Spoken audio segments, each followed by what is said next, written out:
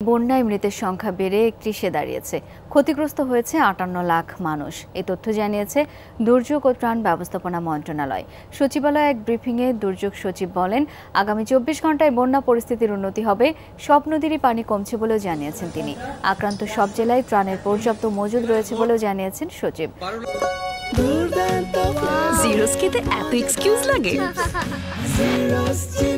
বন্যা আক্রান্ত জেলাগুলোতে বৈষম্য বিরোধী ছাত্র আন্দোলনের সমন্বয়ক, বাংলাদেশ সেনাবাহিনী, নৌবাহিনী, বিমান বাহিনী, ফায়ার সার্ভিস ও সিভিল ডিফেন্স মেডিকেল টিম ও অন্যান্য স্বেচ্ছাসেবকদের সাথে সমন্বয় করে কাজ করার জন্য প্রয়োজনীয় নির্দেশনা প্রদান করা হয়েছে বলেও জানানো হয় ব্রিফিংয়ে।